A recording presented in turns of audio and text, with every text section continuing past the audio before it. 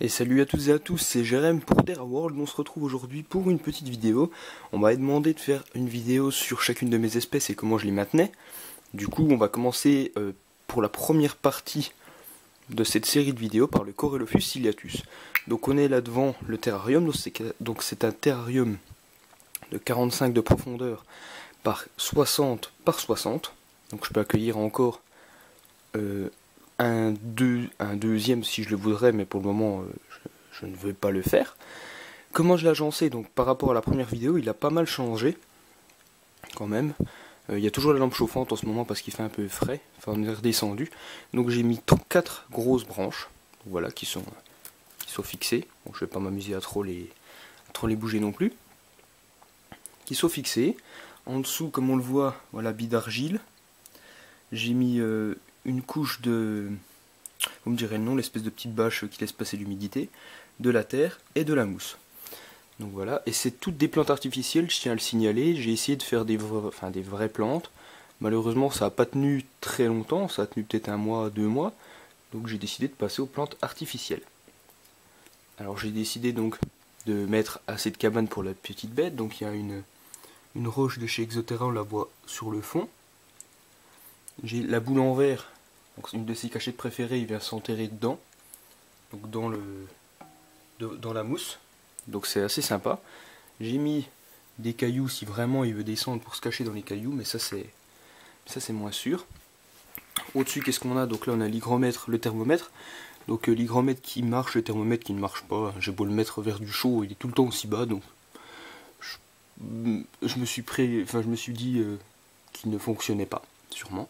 Ici aussi, la roche de chez Exoterra, où je peux mettre de l'eau et aussi le manger, de la petite bestiole. Donc je sais pas si on va pouvoir le voir aujourd'hui.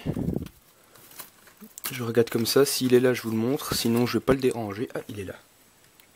Donc voilà. Voilà. On va le reposer.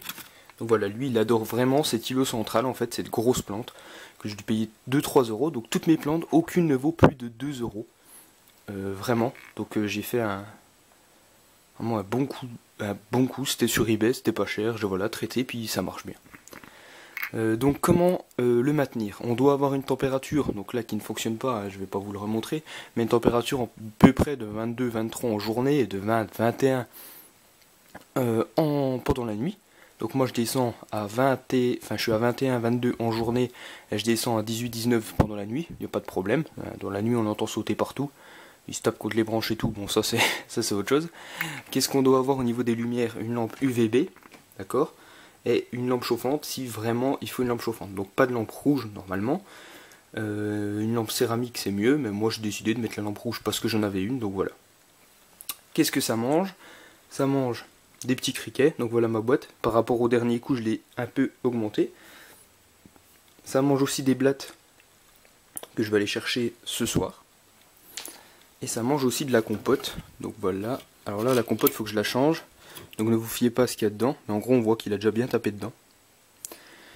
Et ça boit de l'eau sur les feuilles. C'est pour ça que j'ai pas mal de feuilles partout. Parce qu'en fin de compte, j'asperge. Donc j'ai cette petite chose là. En fait, je viens juste asperger un bon coup comme ça.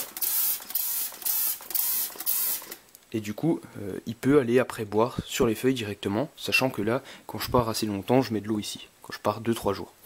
Parce que ça mange, donc faut tout. Moi je m'occupe qu'il y ait tout le temps des criquets dedans. Je fais vraiment très attention à ça. Et je mets de la compote. Parce qu'on sait jamais s'il a pas envie de compote, qu'il y ait quand même des criquets. Et ça mange à peu près tous les 2 jours. Faut renouveler. Faut bien regarder que la compote elle soit encore bonne. Donc là je vais la changer aujourd'hui. Du coup je la changerai voilà aujourd'hui.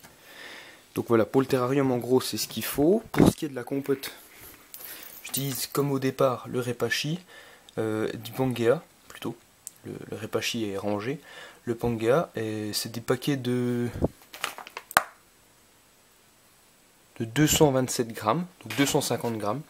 Et avec ça, j'en ai 2, donc 500 grammes. Et avec ça, j'ai déjà tenu 6-7 mois. Donc c'est plutôt pas mal, je trouve.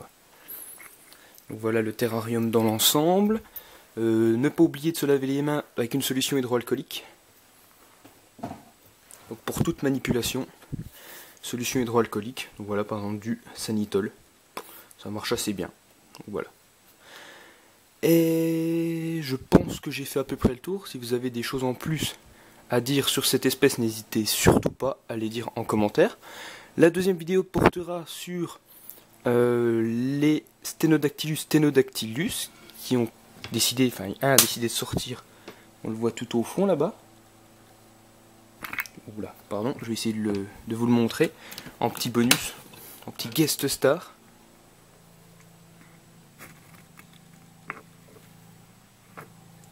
Donc voilà, je la ferai quand j'aurai reçu ma lampe chauffante. Et petites informations, je vais recevoir une nouvelle espèce. À vous de deviner, la personne qui devinera l'espèce aura le droit de choisir le nom de l'espèce. À savoir que mon gecko à crête s'appelle Fatou. Voilà, ça s'appelle comme ça parce qu'on a décidé ainsi avec le parrain entre guillemets. Et ceux-là, donc il y a Salamèche, etc. Les axolots ont tous un nom aussi. Donc la personne qui trouvera l'espèce, ou du moins celui qui s'en approchera le plus, aura le droit de choisir le nom. Donc voilà, c'était Jérém, j'espère que cette petite vidéo de 6-7 minutes vous aura plu. Si elle vous a plu, aimez, partagez. N'hésitez pas à me donner aussi des concepts de vidéos, parce que ben voilà, là j'en ai pas fait pendant une bonne semaine, parce que j'avais pas forcément d'idées, donc si vous avez des idées, n'hésitez pas. Et la prochaine vidéo, ça sera Stenodactylus, ensuite on passera sur tout ce qui est criquet, on passera sur les axolots, et on passera aussi sur les blattes que je vais essayer de garder aussi, parce qu'on m'a dit que le gecko à crête aimait aussi pas mal les blattes, donc je vais essayer de faire ça. Donc voilà, c'était Jérém, j'espère que ça vous a plu, peace!